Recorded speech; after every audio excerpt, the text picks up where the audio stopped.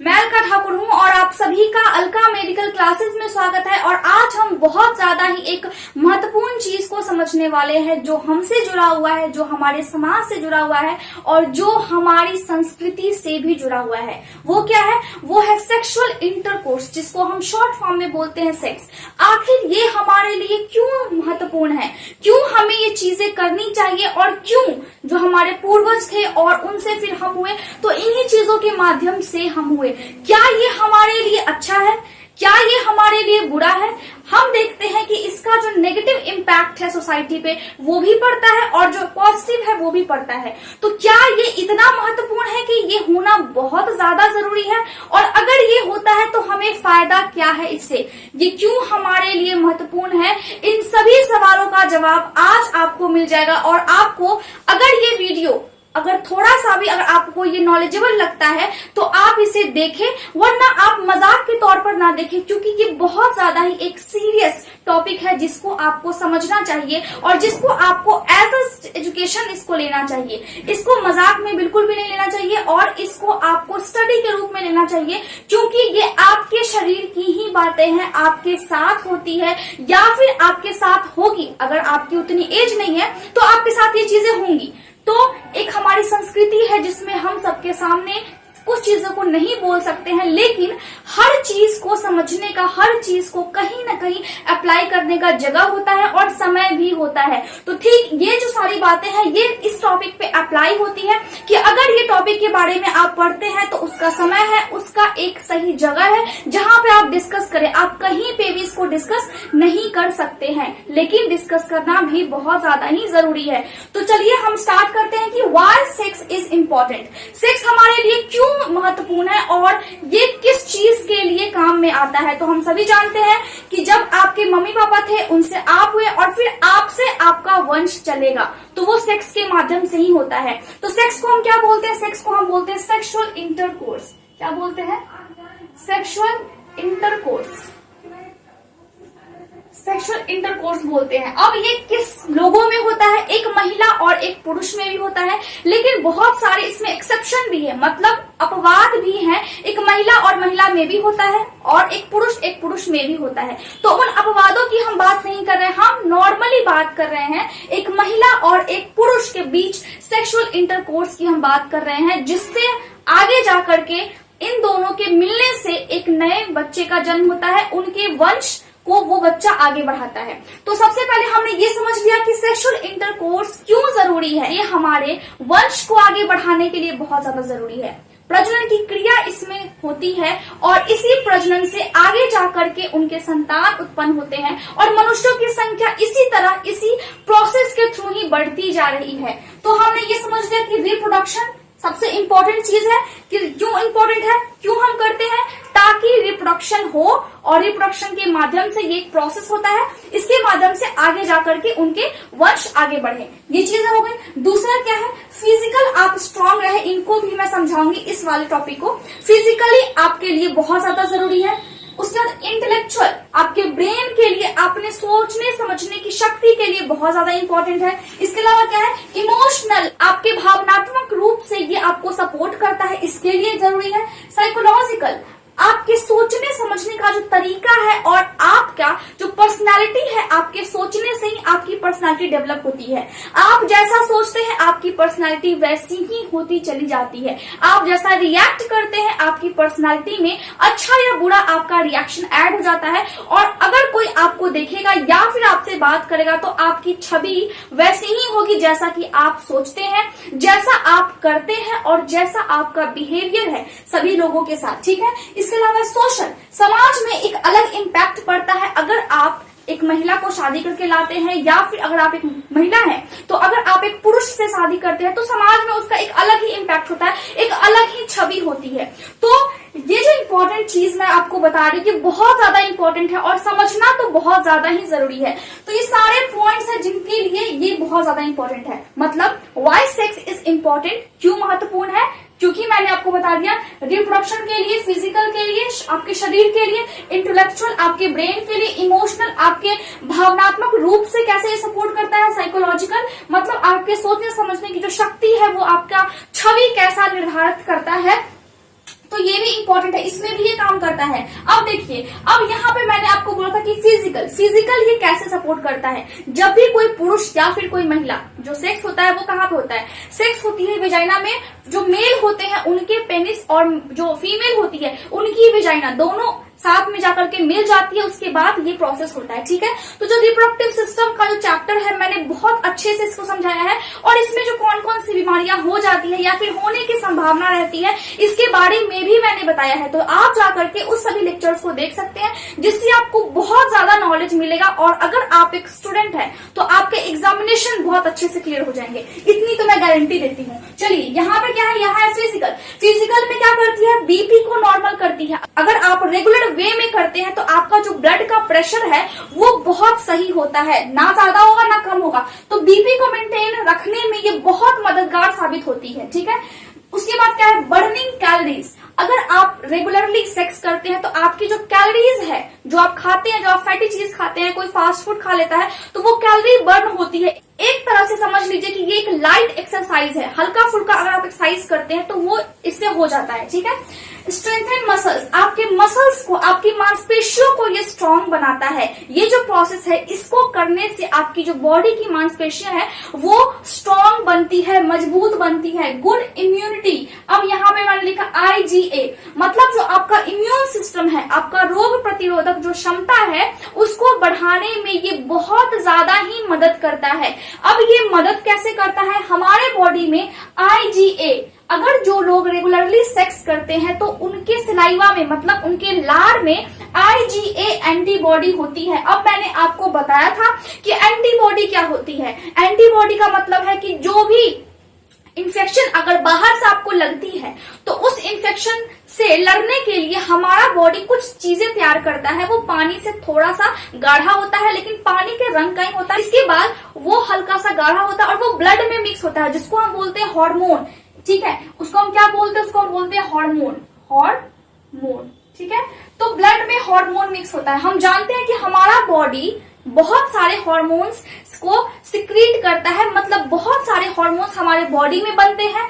हमारा ब्रेन बहुत सारे हार्मोन्स को रिलीज करता है हमारे बॉडी में, जिससे कि बहुत सारा काम होता है। लेकिन यहाँ पे जो IgA एंटीबॉडी है, अगर आप रेगुलर बेसिस पे सेक्स करते हैं तो IgA एंटीबॉडी उस व्यक्ति के लार में होता है, जिससे मुंह में अगर आपके इन्फेक्शन होने की संभावना है तो वो बहुत ज्यादा ही कम हो जाती है। और साथ ही साथ आपका जो हेल्थ है, आपका जो इम्यूनिटी सिस्टम है वो भी स्ट्रांग होता है। इसके बाद यहाँ पे मैंने बात की इमोशनल। चलिए, फिजिकल के बाद क्या था, इंटेलेक्चुअल का मतलब है कि अगर आप हेल्दी रहेंगे तो आपका दिमाग स्वस्थ होगा, आपके सोचने समझने की शक्ति अच्छी रहेगी। इससे क्या होगा, इससे आपका ब्रेन शार्प हो गया। तो ये इंटेलेक्चुअल यानी कि ये वाली जो टॉपिक है ये आपको समझ में आ गया कि किस तरह से ये दिमाग को एक तरह से कंट्रोल करती है और एक व्यवस्थित ढंग से आपको जीने का ढंग जो होता है वो फिर आप में पैदा हो जाता है, जिससे कि आप सभी कामों को अच्छे से कर पाएंगे। अगर आपका दिमाग शांत रहेगा तो आप सभी कामों को अच्छे से कर सकते हैं। ठीक है,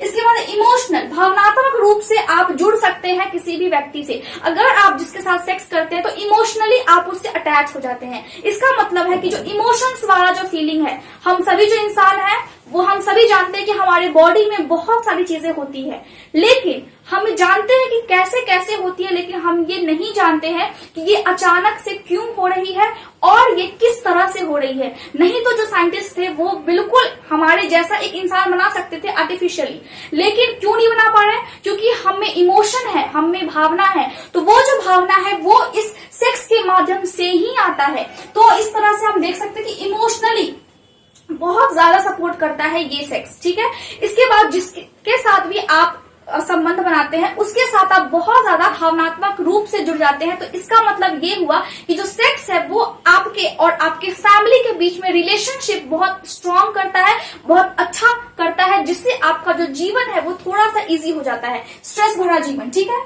साइकोलॉजिकल, अब साइकोलॉजिकल का मतलब मैंने आपको बताया कि स्ट्रेस, आपको ये स्ट्रेस कम कर देगा, आपको ये एंजाइटी कम कर देगा। स्ट्रेस का मतलब है जो प्रेशर पड़ता है काम की वजह से, और आजकल इतना बिजी लाइफ है जिसमें बहुत ज्यादा स्ट्रेस है और एंजाइटी, बहुत सारी चिंताएं होती है, उसको ये खत्म करता है। अब जब बहुत सारे काम का आपको प्रेशर पड़ता है तो आप पे लोड ज्यादा होता है, और अगर आप उस स्थिति में रहते हैं तो अगले दिन फिर आप कोई भी काम अच्छे से, जितनी आपको एनर्जी लगा करके करनी चाहिए वो आप नहीं कर सकते हैं। तो ये जो सेक्स है ये बहुत ज्यादा ही मदद करता है आपके स्ट्रेस और आपकी चिंता को खत्म करने में। इसके बाद क्या है, बेटर स्लीप, आप बहुत अच्छे ढंग से सो पाते हैं अगर आप रेगुलरली बेसिस पे सेक्स करते हैं। तो इसमें क्या होता है, आप क्यों सो पाते हैं, क्योंकि अगर जब आप सेक्स करते हैं उस टाइम में आपकी बॉडी में ऑक्सीटोसिन नामक हार्मोन निकलता है। मैंने बता दिया कि हार्मोन क्या है, पानी की तरह होता है। उसके अलावा एंडोर्फिन्स निकलता है। अब एंडोर्फिन्स जो होता है ये भी हार्मोन है, ये हंसने के टाइम भी निकलता है और ये सेक्स करने के टाइम भी निकलता है, जिससे आप अच्छा फील करते हैं और एक तरह से आपका मूड बिल्कुल फ्रेश हो जाता है। तो ये दोनों हार्मोन है जब ये निकलते हैं, अब ये दोनों हार्मोन को हम साथ में क्या बोल सकते हैं, लव या फिर इंटीमेसी हार्मोन भी बोल सकते हैं। इंटीमेसी का मतलब है जब इंटीमेट होते हैं दो पर्सन, जब आप शरीर से जुड़ते हैं किसी और पर्सन के साथ, ठीक है, उसको हम बोलते हैं इंटीमेसी। तो जब ये दोनों हार्मोन निकलती है सेक्स करने के टाइम में, तो एक तो आपका मूड बहुत अच्छा होता है और दूसरा आपका जो स्लीप है, आपका जो सोने की क्षमता है वो बहुत, अगर आप कम देर ही सोएंगे तो आप बहुत अच्छी नींद सो पाएंगे, ठीक है। तो ये दोनों हार्मोन है, जब ये दोनों मिल जाती है बॉडी में, साथ में निकलती है और जब मिल जाती है तो एक तरह से ये सुलाने का काम करती है, ठीक है, ये समझ में आ गया। इसके बाद है रिलीफ हेडेक। अब आपके सर में दर्द होगा, आप समझिए कि आपका जो मूड है वो बिल्कुल फ्रेश होगा, तो आपके जो सर की दर्द है वो भी तो गायब हो जाएगी, तो सर भी आपका दुखेगा नहीं, ठीक है। इसके बाद क्या है, अगर हम सोशल की बात करें, सोशल में हम क्या देखते हैं कि अगर आप एक सेक्स करते हैं तो सेक्स करने से पहले आपकी शादी की जाती है। उसका क्या मतलब है, उसका मतलब है कि समाज में एक व्यवस्थित ढंग से इन चीजों को रखा गया है, इन चीजों का एक रूल्स एंड रेगुलेशन तय किया गया है, इसका ये रास्ता है, इस तरह आपको करना है, ठीक है। तो यहाँ पे क्या है, यहाँ पे है कि सोशल किस तरह से ये हेल्प करता है। अगर आपका एक फैमिली है तो उसका सोशल स्टेटस अलग होगा, समाज में उसकी इज्जत अलग होगी, समाज में उसका जो लेवल होगा वो अलग होगा, तो आप कैसा बिहेव करते हैं, अगर ये चीजें हैं तो ये चीजें किस तरह से काम करती है समाज में भी। अगर आपके अभी आप है, आपके मम्मी पापा है तो उनकी वजह से आप है, तो समाज में आप उनकी वजह से जाने जा रहे हैं, तो एक तरह से सोशल स्टेटस आपका भी बेटर हो सकता है, आपका बेटर होता भी है। किसकी वजह से, ये सभी चीजों की वजह से। तो ये आप समझिए कि इन चीजों की वजह से कितना ज्यादा फायदा है, लेकिन किसी भी चीज का एक लिमिट होता है, ज्यादा किसी भी चीज का हम लिमिट क्रॉस नहीं कर सकते हैं, ठीक है। इसके बाद क्या है, अगर हम आदमियों में बात करें, ये सभी चीजों के बाद दोनों में होती है, महिला और आदमियों दोनों में होती है। इसके अलावा क्या होता है, इसके अलावा पुरुषों में ये देखा गया है कि अगर रेगुलर बेसिस पे वो अगर सेक्स करते हैं तो जो प्रोस्टेट ग्लैंड होती है, प्रोस्टेट ग्लैंड में कैंसर होने की संभावना बहुत ज्यादा कम हो जाती है। 70 के एज तक उनकी जो संभावना है कैंसर होने की वो बहुत कम रहती है। अब प्रोस्टेट ग्लैंड कहाँ पे होती है, देखिए यहाँ पे मैंने आपको बताया भी था, मेल रिप्रोडक्टिव सिस्टम में या फिर प्रोस्टेट ग्लैंड में जो कैंसर होती है उसके बारे में भी मैंने आपको बताया है, तो जाकर के आप वो वीडियो देखें ताकि आपको बहुत अच्छे से समझ में आए। ये जो पेशाब की थैली होती है, मैंने आपको बताया था कि किडनी होती है, फिर पेशाब की थैली होती है, तो पेशाब की थैली के जस्ट बगल में होता है और फिर ये नीचे की तरफ फिर से पेनिस होता है। तो पेशाब की थैली होती है, फिर ये प्रोस्टेट ग्लैंड होता है उसके नीचे में, उसके बाद पुरुषों में होता है पेनिस, जिससे क्या होता है, जिससे सेक्स किया जाता है, ठीक है। तो ये जो प्रोस्टेट ग्लैंड है इसमें कैंसर होने की संभावना बहुत ज्यादा कम हो जाती है। तो सोचिए कि ये कितना ज्यादा फायदेमंद है। इसके अलावा क्या है, इसके अलावा ये आपके हार्ट के आपके हेल्थ को बहुत अच्छा रखता है, आपके दिल की बहुत ज्यादा मदद करता है। आपका बीपी तो मैंने बता दिया कि बीपी किस तरह से लो रहता है, किस तरह से वो रेगुलर एकदम प्रॉपर वे में रहता है, बीपी आपका ज्यादा बढ़ता नहीं और ज्यादा घटता भी नहीं है। और महिलाओं में क्या देखा जाता है, महिलाओं में देखा जाता है कि उनका जो ब्लड फ्लो है, सेक्स करने के टाइम में जो खून का संचार होता है बॉडी में वो ज्यादा हो जाता है। तो जब वो ज्यादा होता है तो ये हमारे लिए जरूरी है कि हमारा जो खून का संचार है वो दिन में कम से कम एक बार बहुत ज्यादा तेज हो, जिससे क्या होता है, जिससे जो हमारा हार्ट है वो बिल्कुल फ्रेश हो जाता है और एक तरह से हार्ट की एक्सरसाइज हो जाती है, हमारे दिल की एक्सरसाइज हो जाती है, जिससे कि हमारा हेल्थ अच्छा रहता है। अगर हमारा दिल अच्छा रहेगा, हार्ट अच्छा रहेगा तो हमारा हेल्थ भी अच्छा रहेगा, ठीक है। इंप्रूव ब्लैडर कंट्रोल, जो ब्लैडर जो पेशाब की थैली होती है जहाँ पे पेशाब जमा होता है उसके बाद महिलाओं में होती है, इधर यहाँ पे पेनिस हुई और महिलाओं में फिर यूरेथ्रा होती है, जिसको मैंने आपको कल भी बताया था किडनी वाले लेक्चर में। तो उसको क्या होता है, वो जो ब्लैडर है, पेशाब की थैली है, उसको कंट्रोल करने में बहुत ज्यादा मदद मिलती है। हम किसी किसी को देखते हैं कि उनको पेशाब लगता है और तुरंत उनको बहुत ज्यादा ही तेज लग जाता है, क्योंकि उनको कंट्रोल नहीं होता है तो बहुत देर तक कंट्रोल नहीं कर सकते हैं, उनका जो हालत होता है वो कुछ ज्यादा ही खराब हो जाता है। डायबिटीज वाले पेशेंट के साथ भी यही होता है, लेकिन सेक्स करने की वजह से ये आपके ब्लैडर के कंट्रोल को बहुत स्ट्रॉन्ग कर देता है। ठीक है, महिलाओं में अक्सर ये देखा जाता है। रिड्यूस इनकॉन्टिनेंस, अगर पेशाब करने में दिक्कत होती है किसी महिला को, रुक रुक करके पेशाब होता है, तो उसको भी ये सुधारता है। Relief menstrual and pre menstrual cramps, देखिए पीरियड्स होने से पहले बहुत तेज दर्द होता है पेट के नीचे, पेरू जिसको हम बोलते हैं वहां पे, और इंग्लिश में हम उसको बोलते हैं पेल्विक रीजन। ठीक है, तो यहाँ पे पेट के नीचे ये हो हमारे पेट, और इसके नीचे, ठीक है, इसके नीचे इस तरह होती है स्ट्रक्चर, यहाँ पे बहुत तेज दर्द होता है पीरियड्स के पहले और पीरियड्स के दौरान भी। और जब कोई महिला रेगुलर बेसिस पे सेक्स करती है तो ये जो दर्द है वो उनको थोड़ा कम होने लगता है, उनसे उनको रिलीफ मिलने लगता है। क्यों? क्योंकि ये जो सेक्स है वो उनको मदद करता है। इम्प्रूव इनफर्टिलिटी मतलब जो बांझपन की समस्या है वो भी खत्म होती है इससे। बिल्ड स्ट्रॉन्गर पेल्विक मसल्स, जो पेल्विक मसल्स है मतलब जो कमर के आसपास की जो मसल्स होती है महिला की सेक्स करने की वजह से वो बहुत ज्यादा स्ट्रांग हो जाती है। मसल्स मतलब होती है मांसपेशियां जो होती है वो बहुत ज्यादा स्ट्रांग होने लगती है। और क्या करता है? Protect against endometriosis. अब एंडोमेट्रियोसिस का क्या मतलब है? इसका मतलब ये है कि जो यूट्रस होती है महिला में, वो उसके अंदर की जो लाइनिंग होती है, मैंने यूट्रस के बारे में भी बहुत अच्छे से बताया है, तो आप जाकर के उसको सीखें, क्योंकि सीखना बहुत ज्यादा जरूरी है। जो यूट्रस होती है उस यूट्रस में सबसे अंदर वाली जो परत होती है उसको हम बोलते हैं एंडोमेट्रियम। क्या बोलते हैं हम? एंडोमेट्रियम। अब सारे परतों को तो मैं नहीं बताऊंगी, लेकिन एक परत को बता देती हूँ, एंडोमेट्रियम।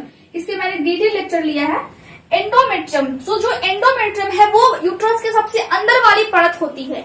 लेकिन जो महिला बहुत लंबे समय तक या फिर समझिए कि जीवन भर सेक्स अगर नहीं करेगी तो उनमें ये खतरा होता है कि यूट्रस के बाहर ये वाली परत आना शुरू हो जाए, वो भी टूट टूट करके। अब टूट टूट करके कैसा है, देखिए यहाँ पे हमारा जो यूट्रस होता है वो कुछ इधर होती है फैलोपियन ट्यूब, इधर समझ लीजिए कि ये है, देखिए ये इस तरह से है।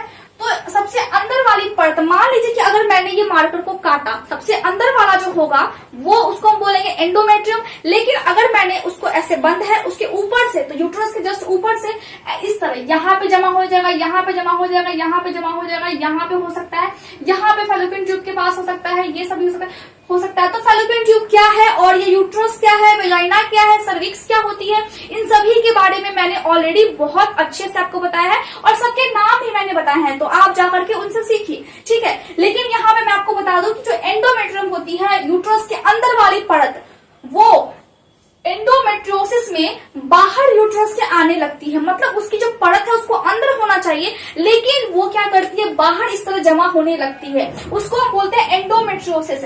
तो अगर कोई महिला रेगुलर बेसिस पे सेक्स करती है तो ये जो होने की संभावना है, ये वाला जो प्रॉब्लम है, ये बहुत हद तक कम हो जाता है। और जो महिला जीवन भर, समझिए कि जो महिला जीवन भर अगर सेक्स नहीं करेगी तो उनमें ये वाला जो प्रॉब्लम है ये होने की संभावना बहुत ज्यादा होती है। तो हम क्या बोलते हैं, तो हम बोलते हैं कि जो सेक्स है वो महिला को बहुत तरीके से एक तरह से सुरक्षित रखती है और साथ ही साथ पुरुषों को भी ये सुरक्षित रखती है। तो इस तरह आप समझिए कि why sex is important for us, क्यों बहुत ज्यादा महत्वपूर्ण है सेक्स, जिसको हम बोलते हैं सेक्सुअल इंटरकोर्स। अब आप समझ गए होंगे कि मैं क्या कहना चाह रही हूँ। अगर आपको कोई भी प्रॉब्लम होता है तो आप बेझिझक आप कमेंट करें और आप पूछ सकते हैं। इसके अलावा आप मेल भी कर सकते हैं और आप इसी लेक्चर को फेसबुक पेज पे भी देख सकते हैं। आप इंस्टाग्राम पे भी मुझे मैसेज कर सकते हैं। Thank you so much for watching my video. अगर आपको मेरा वीडियो अच्छा लगा है तो आप इसे लाइक, शेयर और सब्सक्राइब जरूर करें। Thank you so much.